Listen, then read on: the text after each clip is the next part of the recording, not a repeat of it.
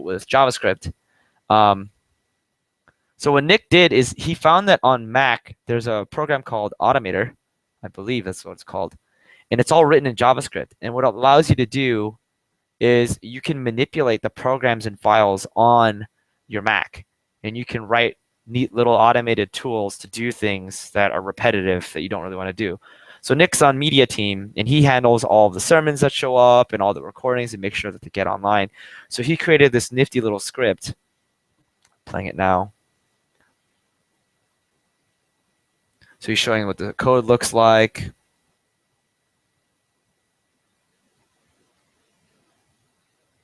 And when he runs the script, it asks you who's going to be speaking, who gave the sermon, which service it was, first or second service.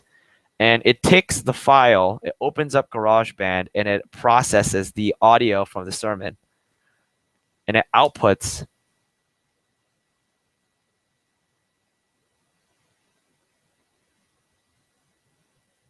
the actual processed MP3 file of the sermon with all the information about which service it was and all that stuff. So there it is.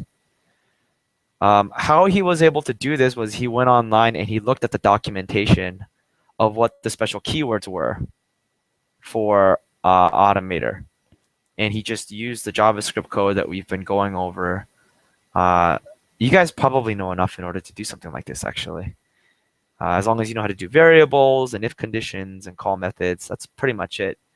Just with a little bit of Googling, you could probably figure out something like this. So I thought this was really cool. I just wanted to share it. All right. Let's close this. Let's close this. Let's close this. Okay. Starting the real lesson. Here we go. Here we go. Here we go. Hope everyone's ready. Today, we're going to be doing a quick crash course on basically how the internet works. And I asked everyone to download the Postman extension for Google Chrome. It opens as a separate application. If you hit Command Space and type Postman after you've downloaded it, you should be able to open it. On Windows, you hit the Windows key and type Postman like this, and it should open up as a desktop app. So there it is. And you're going to log in, create an account, blah, blah, blah, all that stuff. Now, what is this application? Well, what it basically does is it simulates the same requests, it simulates the same network requests across the internet that your browser does. But instead of drawing things really nicely on screen, it just shows you the raw output. So for example, in here, I'm going to type www.google.com, and I'm going to select get. I'll explain what that is in a second. And I'm going to hit send. So what this is going to do is Postman is going to make a request to www.google.com. It's not going to render or draw the Google website. Instead, it's going to show me the raw data that Google is giving back to me. So when I hit this, you'll see that it's giving me back this raw HTML code. Here's the doc type tag. Here's the HTML tag with a bunch of attributes. And it just gives me the raw output. So what your browser does is it takes this raw output and it draws it out really nicely. So you see this, right? Super nice. And it all comes from this raw output, right? So we're going to take a look at the New York Times. And we're going to take a look at how to pull information from the New York Times and manipulate it and draw our own stuff out of it. That's basically what's going to happen. But first, we're going to go over what HTTP really is, what those request types are, and what kinds of things you can do with that kind of knowledge. So the first thing that you need to know is what HTTP is. HTTP stands for Hypertext Transfer Protocol. And it's a way for data to be sent across the internet and for it to be received back. It allows resources, which could be websites, could be text, could be image, it could be anything, to be transferred and received. So when you type in any website, NewYorkTimes.com, for example, your computer requests www.nytimes.com from the web network. Okay? This request leaves your computer, goes through your router, and then hits the first server that it's connected to out in the network of computers. This request then gets relayed eventually. It bounces across a bunch of computers, and it hits what's called a domain name server. That's some machine that exists out in the world. So that domain name server translates whatever website that you requested, www.nytimes.com, and it converts it into what's called an IP address. And an IP address can be thought of as like a home address in the internet. Just like how your actual house has an address. For example, I live at 3 Park Rose Place, right? Every website on the internet has its own IP address, and that represents the specific location of a specific machine or set of machines somewhere out in the world. So I type in www.newyorktimes.com. It leaves my computer, goes onto the internet, finds a DNS server. That DNS server then converts www.newyorktimes.com into an IP address. Some IP addresses look something like this. Like they're four numbers separated by dots, and this represents actual machines somewhere out in the internet. So your DNS server will convert NewYorkTimes.com into this number, and then it will send your request through the internet, bouncing across all these different machines until it finally finds the New York Times server. The New York Times server will receive your request, figure out what you asked for, and then send it back. It knows to send it back because every time you make a request, that request has your IP address attached to it. Your machine, your router at home or at the office or wherever, is sending its location along with what location it wants. So it's like sending a letter. You need to have a return address, and you need to have the intended address. So you put your return address, which happens to be your IP address, and who you want it to go to, in this case, the New York Times, and you send it out. It passes through a bunch of post offices, gets to the New York Times. New York Times completes what request that you want, puts it into an envelope, and sends it back to you. So the HTTP protocol is basically a set of rules that allow you to take advantage of this system. It sets out the rules of what these envelopes, these requests are supposed to look like, and how the responses are supposed to be handled. So HTTP requests have a bunch of different types. So if you open this, you'll see in Postman that there's all of these different types here. Get, post, put, patch, delete, copy, head, option, link, unlink. These are different types of requests, and each of them are associated with a different type of response. What's supposed to happen when it hits the server somewhere out in the world. We're going to mostly deal with get. What get says is, give me something for this resource. I'm requesting something. I'm asking you to hand me something. Get it. Post means I'm giving you something. Take care of it. So post would be, let's say that you create a new status update on Facebook. Your computer would send a post request to Facebook.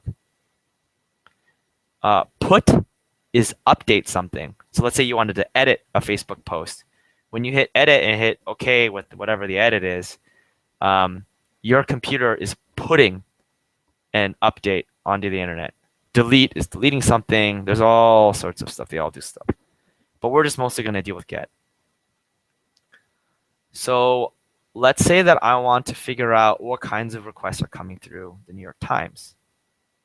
Well, you can do that if you go to this website, or any website for that matter, and you right-click any website and you hit inspect. In Google Chrome, you'll notice that there's all this stuff up top. we're going to look at the network tab. The network tab will record all of the requests and all the responses that come back from whatever server this website is attached to. So you'll notice that one just appeared. The New York Times is pinging. This website is designed to ping the New York Times server every once in a while and give you back some image. Well, yeah, it's giving you back an image. I'm not sure what image it is. Oh, it must be this image. So what we're going to do is we're going to refresh the page and see what kinds of requests come out for the New York Times webpage and what kind of responses come back. So I'm going to refresh here, and you'll see a bunch of stuff come back. Blah, blah, blah, blah, blah. What we're interested in are the XHR requests, and these are specific, special kinds of requests. Let's see, we'll do this. And we see there's a couple of here. So let's look at the current 7-day forecast request. So what happened? The browser, this website, right, told my computer to do a GET request, give me something from this server. Okay, it says get something from the New York Times. What's that something? Give me the weather at the current 7-day forecast. So this is the request that my browser sent out. If you click the response, you'll see what the New York Times server gave back. And it gave back current location, blah, blah, blah, blah, blah, blah, blah, blah, all this stuff. Let's see if I can... Yeah, so this is a nice way of seeing it. As you can see, it showed me this request came back with the current temperature unit, what city I'm in, the date, the description of the weather, the pressure units, what state I'm in, the humidity, what time it was updated, the visibility, all this stuff. So anytime anybody in the world makes this request, the New York Times will give you back this information. It also gives you the next 7 days here, which is really cool. So you can also check a bunch of different websites and see what kinds of information that they're sending back. And you can manipulate these requests to get back different sets of information. Sometimes when you Google public API endpoints or public URLs, you can change some of the values in the URL request and manipulate what kinds of stuff you can get back. So we're going to do that right now. Let's see. I have an example. If you go on to the New York Times and you Google New York Times API, public API, you'll find a website that lists all the different public URLs that you can hit. And one of them happens to be this, http://developer.nytimes.com/article search v2.json #console get article.json. So if I send this, it's going to give me back this website here. So if I open it, you'll notice that it gave me this nifty graphical, shows you like, here's what the response looks like. Here's the URL that you're supposed to hit, the method that you can do, all that cool stuff. So this is supposed to be a convenient way for people who are looking to pull information from the New York Times to make requests and process the data that the New York Times gives back. And there's a bunch of these parameters that are available here. You can check the documentation. I just click the documentation here, and it shows you, where is it? Yeah, it shows you like all these different parameters that you can ask for, all this additional stuff. So what this specific URL allows you to do is you can ask for any articles that have any arbitrary string associated with them. So for example, if I put in like, I don't know, America, it will look for every article, well, that the New York Times wants to give me that has the word America in it. So you'll see that Zika virus, sex spread is one of the articles that shows up. What's another one? This one's about feeling let down and left behind with little hope for better. There's another one about California lesson for Donald Trump. So searching for America gives you back this information. And that's just one example of all the different things you can do. So just by changing this query parameter is what question you're asking from website. You can get all sorts of data from the New York Times. So if I wanted to do like NASA, it's now giving me how NASA watched the Mercury transit and astronauts eat lettuce grown in space. So if you went to like, let's say you went to Facebook, I'm gonna go to inspect network. Let's see what's XHR information. I've actually never done this before, so I don't know what information it's going to give me back. But you can see that it gives you these requests, and you can see what the responses are. Sometimes it's just garbage, and you can't really figure out what the data is supposed to mean. But sometimes you go to websites, and they give you way too much information, like way too sensitive information. And people could pull information from servers and just manipulate it and do crazy processing on it if they want. So going back to this New York Times stuff, we are going to take a look at how to actually make this kind of URL request using HTML and JavaScript and displaying it however we want on the page. So before I do that, I want to ask, does anyone have any questions about HTTP requests or what a GET method is or any of that stuff? I can repeat it. I can slow down, anything. You can use the QA section in Google Hangout. It's the 3x3 icon thing at the top.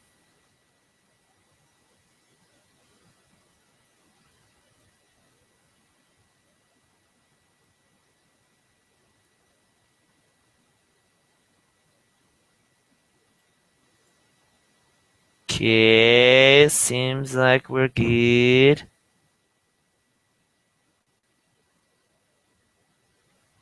Okay. So we're going to start this bad boy. Here is Sublime. How do I get rid of this? Don't know. Whatever.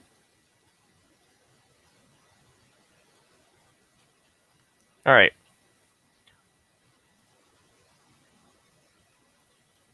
So first thing I need to do is create the doc type tag at the top, and then the HTML tag, and then the close HTML tag. Right. Now let's add a head.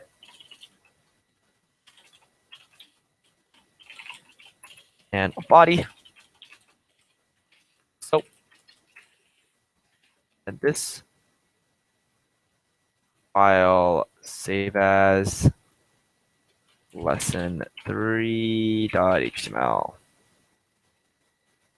Save it as HTML.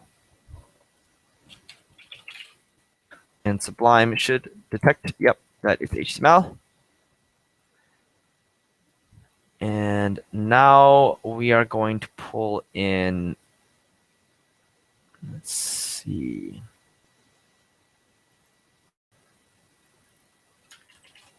We're going to pull in jQuery. Script src equals https code jQuery.com. jQuery -3.3.0. You can get it from the last lesson as well. Now in the body, what we are going to do is we are first going to create a variable that holds that special URL that the New York Times gives us. Var URL equals yes, colon, slash, slash. Oh, I already made a mistake, but I'll fix it in a second. api.nytimes.com slash svc slash search e2 slash.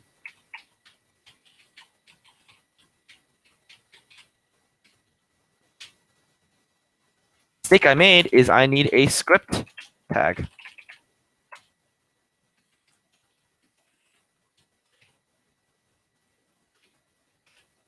Now it's valid. Created a script type text JavaScript. Like always, create a variable called blah, blah, blah. This stuff, hold it in the URL. Now we need to make a request from our website to this website and then process that information. So how we do that is you're going to do $AJAX open and close. Semicolon. This stands for asynchronous JavaScript and XML, AJAX. If you work in tech, you might have heard people refer to AJAX requests. They're basically ways for you to make requests that will come back at a later time. That's what the asynchronous part of it means. It's going to come back at some other interval. And what is it going to come back to? Well, it's going to come back to a method that we are going to run. So the first thing that we need to do is to tell it where is it going to go. It just says we're going to make a request. It doesn't know where to make that request. It doesn't know how to make that request yet. So to tell it where and how, you have to first do open curly brace, close curly brace. I'm going to hit enter just to make it easier to read. And URL, the URL above.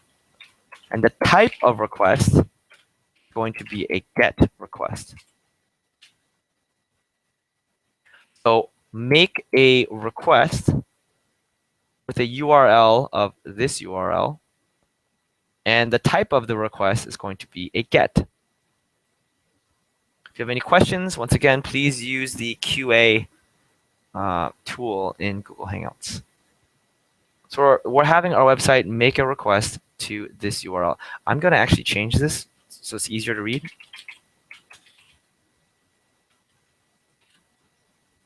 The URL is going to be the New York Times URL.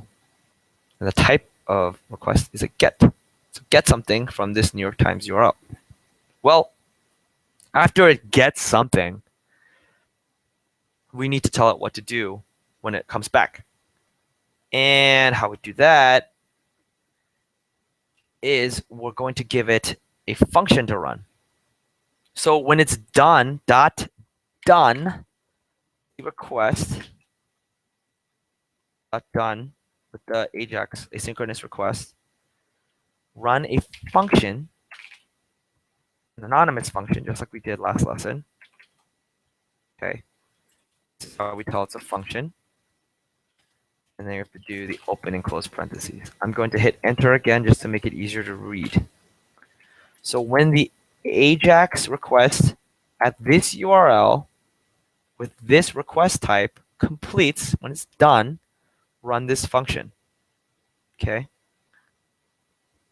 So it's going to give us back something. And we have to give that something a name. And we're going to call that result. Okay. So whatever this request gives us back, we're going to give it the name of result. That's what this says. Now here's something new we haven't really shown yet. We're going to output it to a hidden log system within the browser. This hidden log system is called the console. Now to print it out to the console, the keyword is console.log And then we have to give it what we want it to print out, and it's going to be the result. What does it say? Make a request at the URL held in a variable called New York Times URL.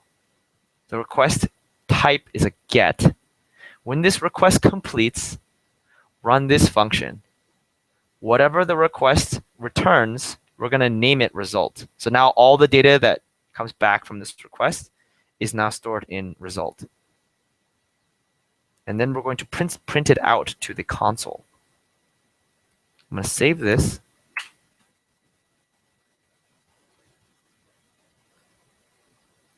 And it had, where is it? Lesson 3 here.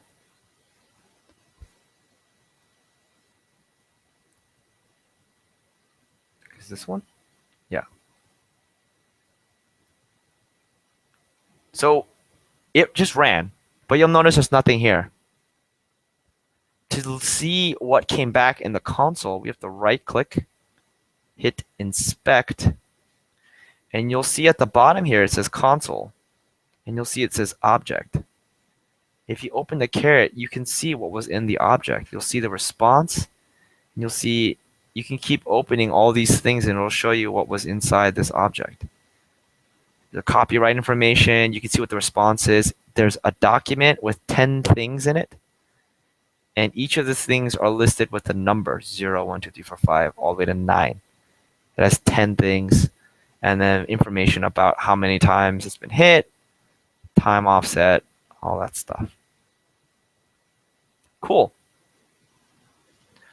So anything that we console log will show up inside this log here. So just as an example, I'm going to go here, back to this console log, and I'm going to comment it out, and I'm just going to do console.log hello, quest completed. Go back to this website. So here's the website. I'm going to hit refresh.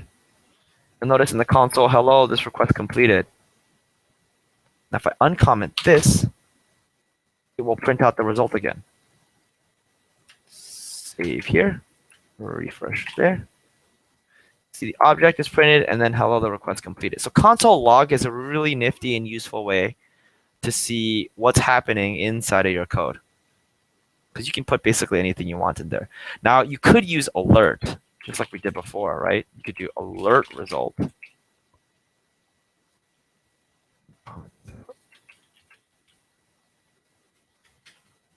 Run it. You'll see it says object object. Console log will allow you to do the expansion of any data that comes back, which is why I'm showing it to you. You could do fancy string manipulation to make it visible in this alert, but it takes some work, and it's just easier if I show you guys how to use console. Okay. Any questions? Any questions here? So we just looked at a way to make a request from our website to someone else's website and then see what that data looks like in the console.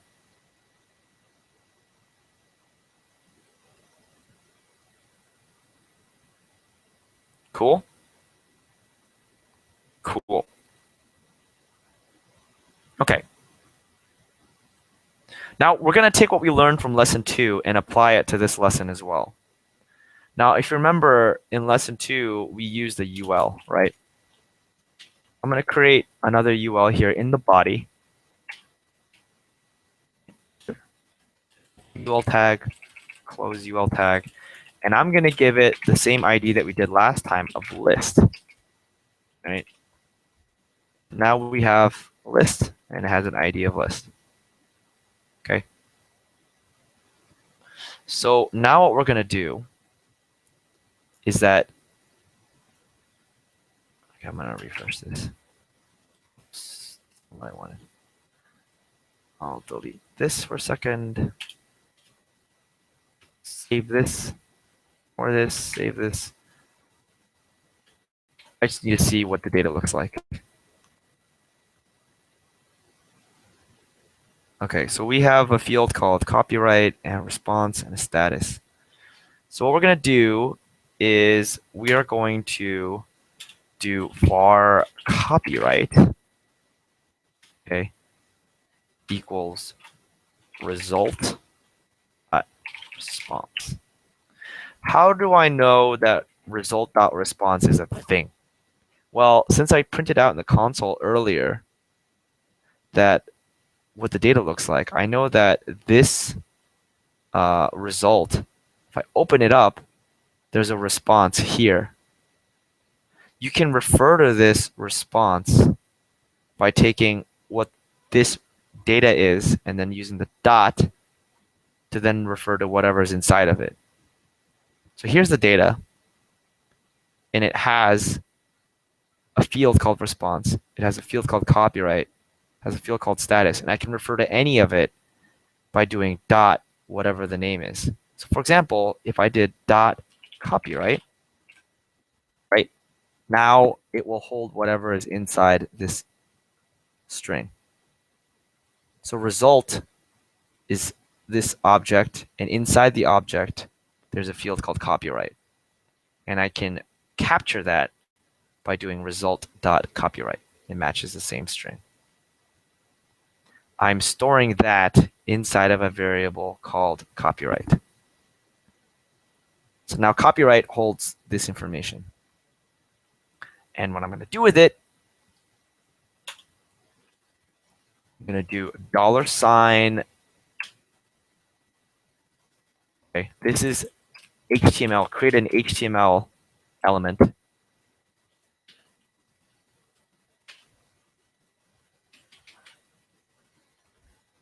Hash list, put close parentheses. It says find the HTML element that has an ID of list. Okay, and then append, add. We are going to add var new HTML element.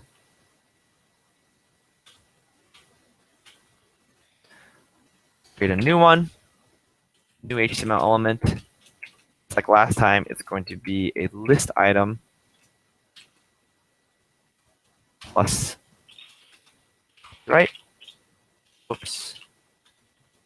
Plus, hold on. So after the HTML request completes, it's going to give us back a result. We're going to look for the copyright inside of that result and store it in this variable. And then we're going to create a new bullet point called new HTML element, right? Put the copyright we just pulled from the response. And then we're going to append the HTML element onto the list.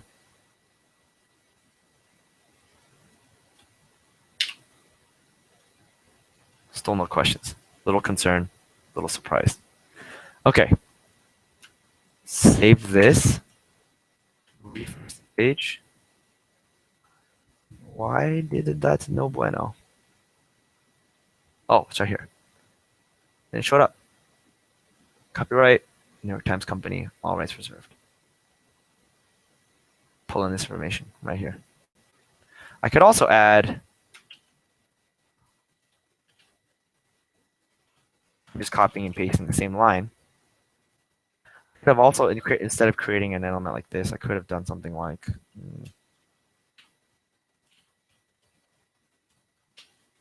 create a new element, list element, plus status was plus, let's see, we're going to do result.status.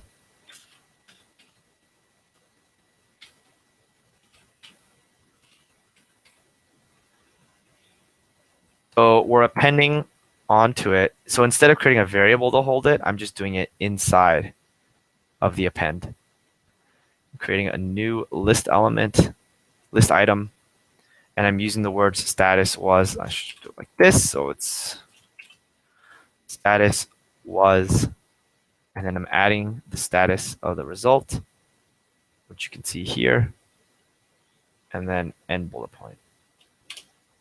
Save this mother, refresh this mother, nothing shows up, and then boom, status was okay because we're freaking geniuses. Need a space here, so I'm adding a space. Refreshing it again, and now there's a space. Okay. So what's happening is we're making the request. When it comes back, we're then drawing it on screen however the heck we want. Now, it doesn't look as good, obviously, as the actual New York Times does.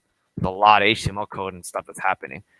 But this basically is how the internet works, is that when you put in a URL, the system is then fetching information from various servers and then giving your browser instructions on how to plop HTML onto the page and display it super nice using CSS. So now we know how to make requests, we know how to inject HTML, and we know how to style it. Now all you need is several $1 million and a lot of designers and engineers in order to make a website that looks this nice. But you basically understand the framework of how this works now. The internet is a bunch of requests, a bunch of renders. I mean, there's a lot more stuff involved in that, but it's basically we're doing it. We're doing it, guys. So there's an easier way to write all of this out. jQuery actually has a much simpler, I think it's simpler, much simpler way to make this kind of request and do this kind of stuff here. So I'm going to show you how jQuery does it. It's the exact same thing. jQuery, what you need to do is you just do $, and then the request type you want, .get. See that Sublime gives me a suggested. You can hit enter and take a look. Oh, that's the one I want, get. And then you have to give it the URL, just like we did here. So you just do URL. Okay. And then function result log result. Save. Oh. URL. And you see, same thing. Now, with 3 lines of code, I do the same thing as these 5 lines of code. This is why jQuery is freaking sick. It allows you to shorten the amount of code that you write. Cool? Cool. Now, I'm going to uncomment this. And I'm going to take the stuff inside of here, copy it, paste it here. And I'm going to recomment this. Now I've taken this exact set of code and I've just used the way that jQuery recommends. So get from this URL, and when you get that stuff, do this stuff. Save, refresh, boom. That crap. Doing it. All right. So showed you both ways to do it with jQuery, the Ajax. It's all cool. Any questions?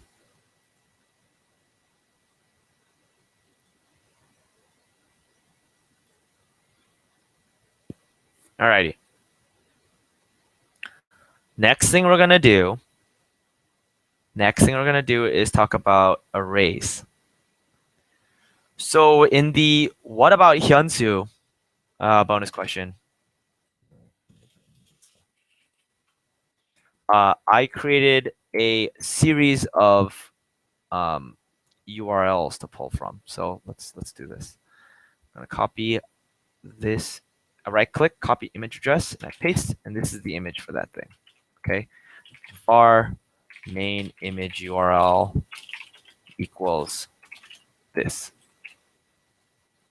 Now this variable holds the URL for this image, and I'm gonna take this one and do this. Oh no.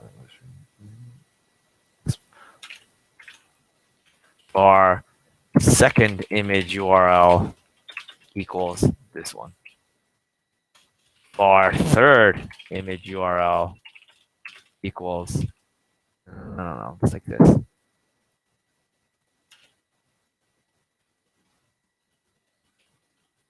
Okay. This is kind of annoying because they're all images. And I really want to just be able to do 1, 2, 3 instead of main image URL, second image URL, third image URL. So the way to do groups of variables held in one variable name is to use what's called an array. Arrays look like this. Images, you give it a name, just like all of the variables, equals the assignment operator, and it's the bracket, the square bracket one. So this says it's going to be a bunch of different objects in it. You separate them by commas. So I'm going to copy this, put it in, comma,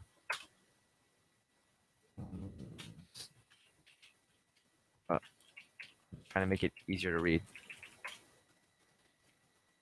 Copy this, comma, this. First, comma, second, comma, third, and I can keep going. And now they're all held in one variable called images. Okay. So how do I refer to this first element in the array? Each thing held inside is called an element. So how do I refer to the first element in the array? In JavaScript, you do it like this. The variable name, bracket, and then the index, which position in the array the element is located. Arrays in JavaScript start at index 0. So this is position 0, this is position 1, and this is position 2. So if I want the first thing, I have to do 0. If I want the second thing, I have to do 1. If I want the third thing, I want to do 2. Well, why didn't they just start it from 1? There's reasons for that, and you'll see in a second. I mean, there's languages that start from 1, but JavaScript starts from 0. So let's do this. Console.log images 0. Okay. Image 0 equals. So console's going to show image 0 equals, and then this one. And then console.log main image URL equals main. So this guy in position 0 is this guy here. And then main image URL is this guy here. They should be the exact same URL.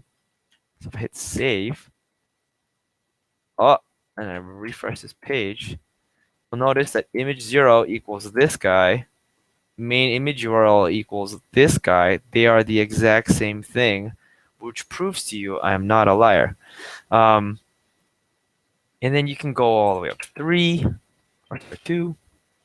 3 gives you undefined. Only 0, 1, 2. 3, there's no fourth element here, so it gives you undefined. That's what happens. Don't do that. Bad stuff happens. Don't ask for things outside of the size of an array. Okay. So why is this important? Because you can go over each of the things in the array and refer to them. You could go over each element in this array and then pull them out. So for example, let's say that I did this. Variable current index equals 0.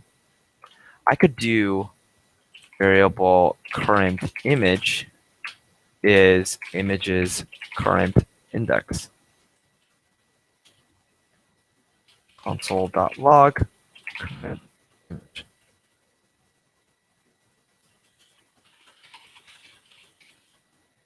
current image is. So I'm creating a variable called current index. I set it to 0. And then I go in the images array and I ask for the current index, which is 0. So it's going to give me this bad boy, which is the same thing as doing this. And then I output it to the console. So refresh. Image 0 equals this. Main image URL is the same thing. And wish I could hide this. The current image is, and it shows you the exact same URL. So if I update current index, print image equals images current index. Do this again. Current index is 0. Current image is this. Let's see what it is. Then update current index to 1. Update what's in current image, and let's see what's there. So I hit save and I refresh. You'll see that current index is the first image, and then current in the image then becomes the second one. So I could just copy and paste this over and over and over again and just change the current index. Or we could do this new magic called a loop and bundle this all together. So loops are really useful ways in order to go over each element in an array. So how you do that, comment this out. The keyword here is for. For. Okay. Now there's 3 things that have to go inside of a for loop. You first need to have a current index. Then you need to tell it how many times to repeat. And then you need to tell it how to update the current index. So it looks like this. For variable current index. And we're going to start from 0. Okay.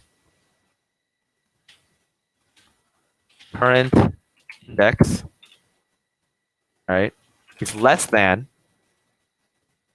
images.length. That's the size, the number of elements that are inside of the array. Current index. So we're going to create a variable called current index, and it's going to start at 0. If current index is less than the number of elements in the array, then run whatever's inside these 2 curly braces. After you're done running whatever's inside the 2 curly braces, then run this third expression. Plus plus means increment this variable by 1. So just add 1 and save it into current index. It's the same thing as doing current index equals current index plus 1. That shorthand is this. Take whatever is in current index, add 1 to it, and save it back into current index. You can do that by just doing plus plus. So every time this loop runs, current index is going to have an updated value. As long as current index is less than the number of elements, this loop will keep running. So first you create the index, give it an initial value, then you tell it how many times to run, and then you tell it how to increase the index after 1 loop completes. So in here, we can do console.log print image is plus images.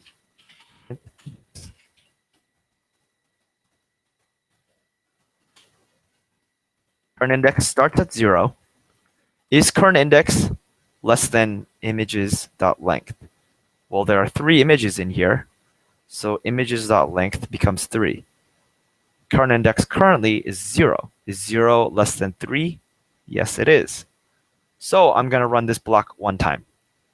I print out to the console, the current image is, and I take images and whatever the current index happens to be. In the first iteration, it's going to be 0. So it's going to pull this first element out. Once it prints that to the screen, this block completes. And now the for loop is going to run this thing. It's going to increment current index by 1. Now current index is 1. Is 1 less than the size of the array? Well, the array is still 3, so yes, it is. 1 is less than 3. It's going to print out the current image is, images, current index. Current index is now 1. Cool. Completes, it runs this again. Now current index is 2. Is 2 less than 3? Yes. It's going to run this block again, printing out the third and final element. It increments it. Now current index is 3. Is current index less than the number of elements in the array? No, it is not. 3 is not less than 3. So this block does not run. This code does not run, and we quit. So if I run this and save, if I run, I screwed up. All right, what did I get wrong? Unexpected token. The less than is not valid.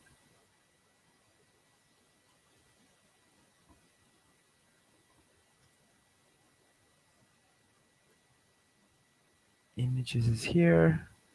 Images.length.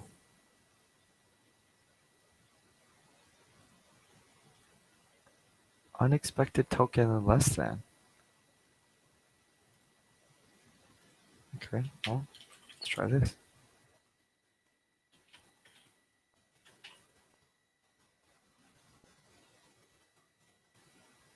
Oh, I'm in JavaScript it's a semicolon. Sorry, in other languages it's I didn't stupid. So each of these statements is separated by a semicolon, not a comma. My bad. So do this semicolon, check for this semicolon, increment by this. Now let's run this crap. Current image is first element. Current image is second element. Current image is third element. Cool. Right? So I think what I can show you now is adding those images. So I'm going to take, what was that UL that I put? Is it still here? Did I leave the UL? I did. The UL is still here. I'm going to get rid of these because we don't need these anymore. UL is still here. So now what I'm going to do, I'm going to take this set of code.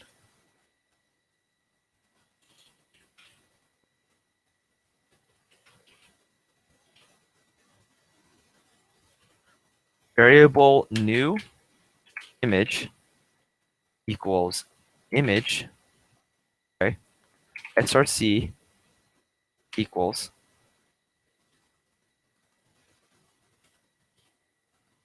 plus images current index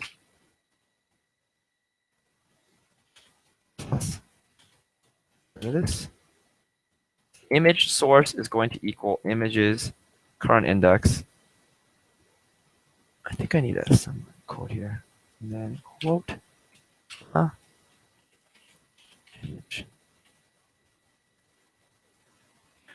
Image SRC equals single quote, and then end quote, adding the current index image, and then adding another single quote, closing the tag, creating an end image tag. Okay. Now I'm going to append that. Find the element on the HTML document with the ID of list and append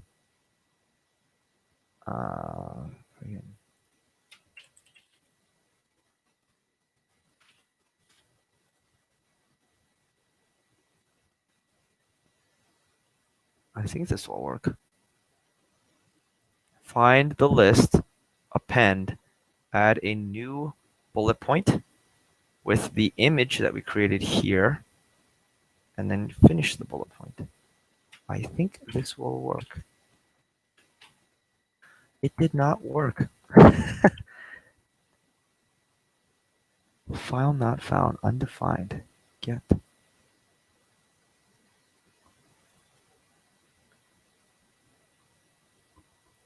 Huh.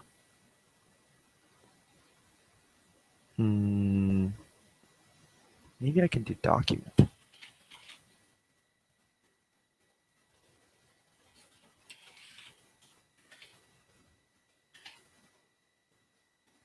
That did not work either. Well, that'll be a challenge for you guys, how to get the images to appear. Anyways, this is just an example. You could inject the images into the list. I didn't prep this one. I just thought I could do it, but apparently I can't. Sorry, guys. I will show you the thing that you can do, though. Let's see. Is this ready? Yeah, this is ready.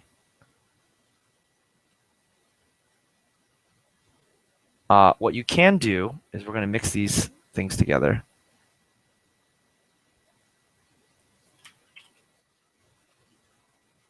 I'm going to go back to where we did the New York Times request. Sorry, I'm going to check.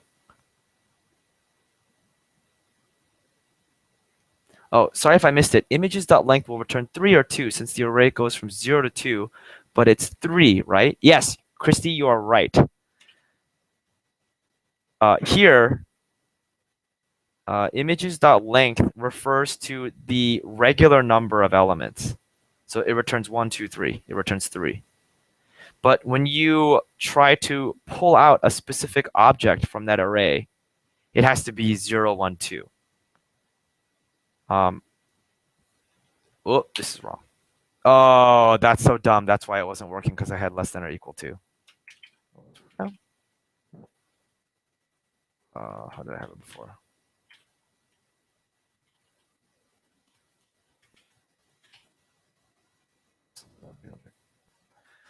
But yes, images.length gives you 3.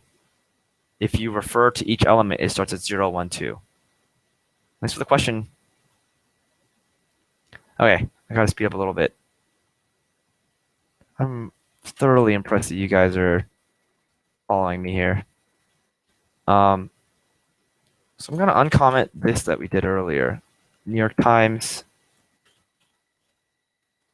Their URL. Get request at this. Log out the result. Show the copyright. Show the HTML. Append. Show the result. Okay. So the New York Times gives you what's called a query string. It asks for additional information or specifies more specific information regarding this URL request. The query string happens to be, like it shows here, Q. Remember how I did NASA and America and all that stuff? Well, you can put that into this request. Between the URL and the function callback, okay, you can create a new parameter. I'm going to put another comma here. New parameter.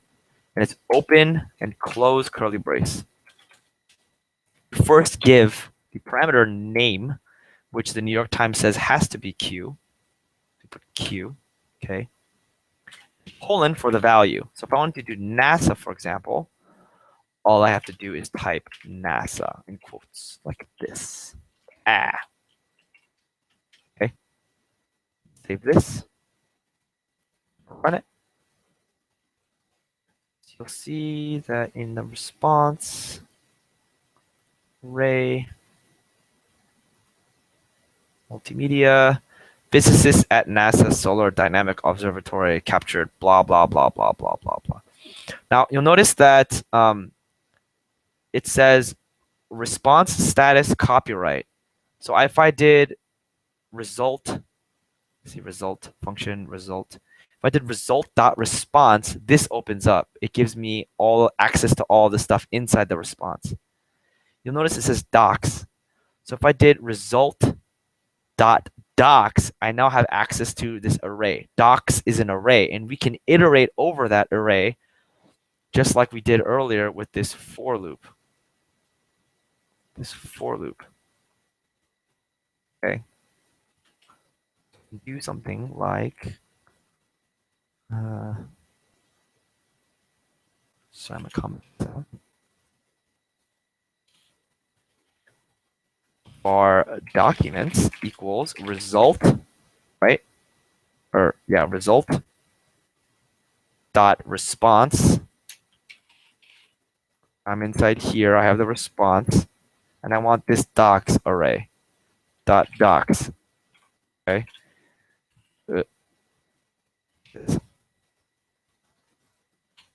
For for I, I'll just call I equals 0. I is less than documents dot length I plus plus. Console dot log. So now I'm inside an individual. I'll do this. Var current document equals documents I. Now I have, you see where it says object? Now I have this first object, and I can access all of the stuff inside of it. ID, abstract, blog, blah, blah, blah, blah, blah, blah, blah, blah, blah, blah, blah, blah, blah. Lead paragraph. Let's do that. Console.log current document dot lead lead paragraph. So go to the New York Times, ask for NASA. When it gives you back the result, print out the entire result. And then go to the result, which looks like this. Go to the response. Now open up the response.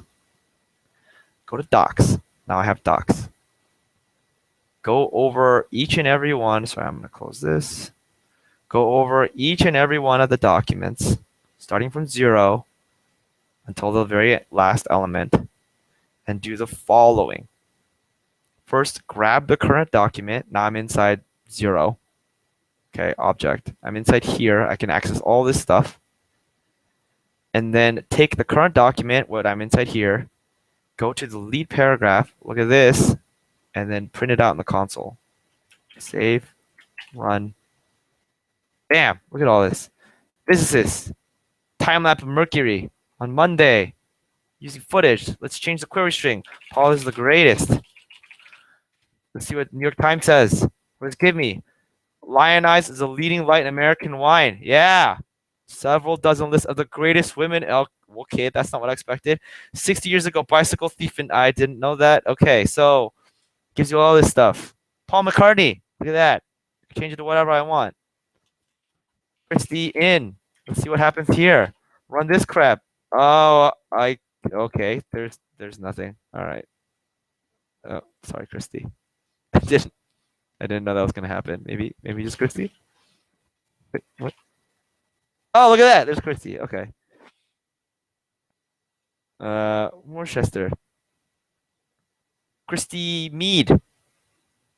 Chamber of Commerce. JavaScript. On this crap. Malicious program. Several startups. So you can just change this query and you can ask New York Times for whatever you want. Because we're iterating over each of the stuff inside of the response. Now, there's actually a lot of websites that give you really cool stuff. So you can just try out websites and see what kind of requests you can make. Sorry, I'm gonna do it real quick. I keep going over. Sorry about that. We're gonna move forward.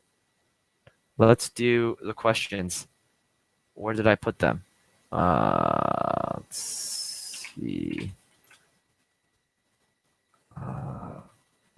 You guys are ready for this? I put it here.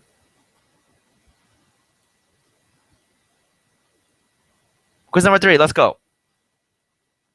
What does HTTP stand for? Which one is correct?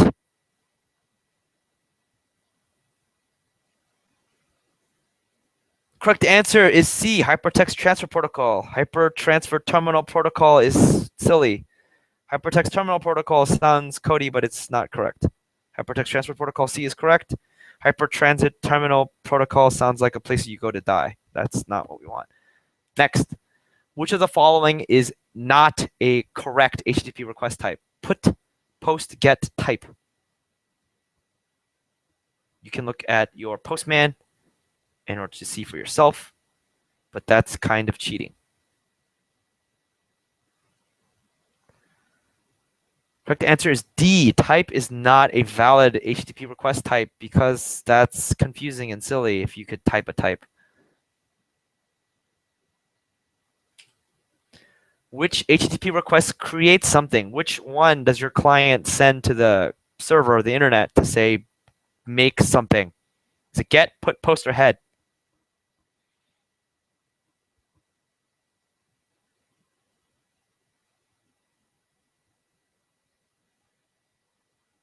The correct answer is post. Moving on. Which HTTP request type updates something? Put, post, get, head. I should not have ordered it in that way, but okay.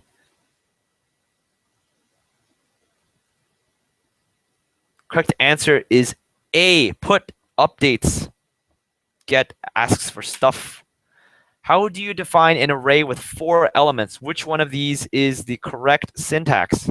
A, B, C, or D?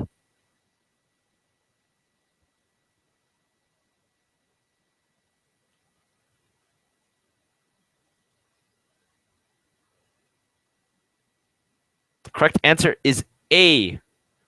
Well, ignore that the var is capitalized. That's not supposed to be capitalized, but var array equals bracket element, comma, element, comma, element, comma, element, and bracket, semicolon. The second one would not work. Var array equals 4. It's not actually an array. The variable just now holds 4. And the curly braces are not the correct syntax to create an array. How do you fetch the third element in this array? So we want the number 3 to come out. Which one of these is the correct way to refer to the third element in this array? Ignore the capital A's. They're all supposed to be lowercase.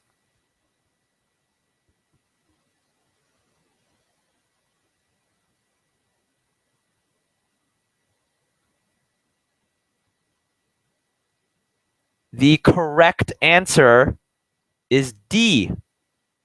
Array bracket third is incorrect. Array 3 refers to the fourth element. Array third is just silly. Slap yourself. Array 2 is the correct way to refer to the third element. How do you add an element to the array? I did not go over this because I am dumb. The correct answer here is array.push. If you want to add on to a given array, you do array.push and whatever the value is. Please try it out. I am sorry I did not go over that. For arrays, Christy asks, do you always have to put quotation marks? Can you put numbers as values and not put quotation marks? Yes, you can, Christy. The quotation marks means that these things are strings. So if you print them out, it'll actually say the word 1. You could have just put the number 1 instead. They don't need to be in quotes. They do not need to be in quotes.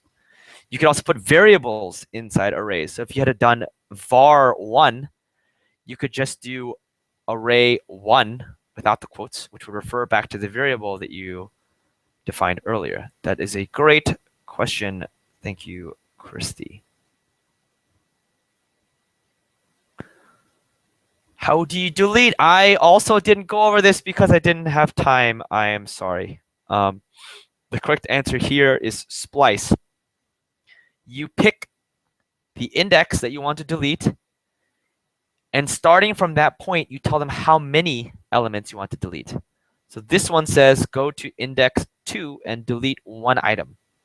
0, 1, 2, so the 3 would disappear. If you did splice 2, comma 2, it would delete 2 items. So it would have gone 0, 1, 2, delete 2 items. So the 3 is gone and the 4 is gone. So array.splice is how you delete. Array.push is how you add. I'm sorry for not going over that. Which of the following is an illegal operation given that variable array has 1, 2, 3, 4, 5 in it?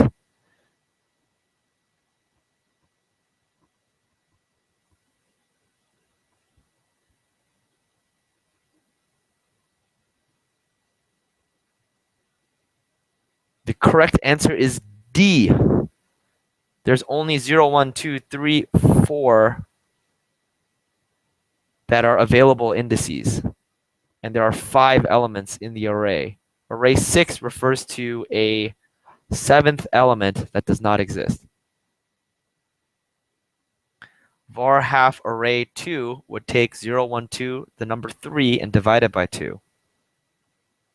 Array 3 minus 1, 0, 1, 2, 3 would take 4 and subtract 1, which is 3. Var value array 3 takes 0, 1, 2, 3, which is the number 4, and now 4 is held in value. I think that is it. Okay. So, bonus question. I did most of it this time. Just to show you, where is it? Oh. This.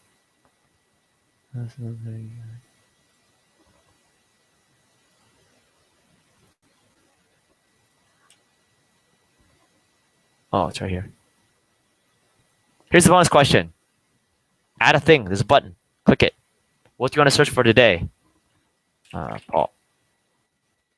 This is going to ask the New York Times for every article, the last 10 articles, that have the word Paul in them. And then it's going to, boom, show them up. Hitting it again deletes the previous thing and allows you to put in a new one. Canada. Build this. That is the challenge.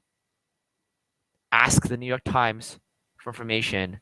Render it however you like. You could, instead of doing the titles, you could do the images instead. Instead of doing the images, I don't know, just display the last 10 things that the New York Times gives you. That is a bonus question. We did most of it this time. It should be good. All right, so that is the lesson. That's lesson 3. We went over quite a bit. HTTP requests and arrays, how the internet works. The next lesson will be next Monday. I will be sending out a review document in an email coming up. Please let me know how this was.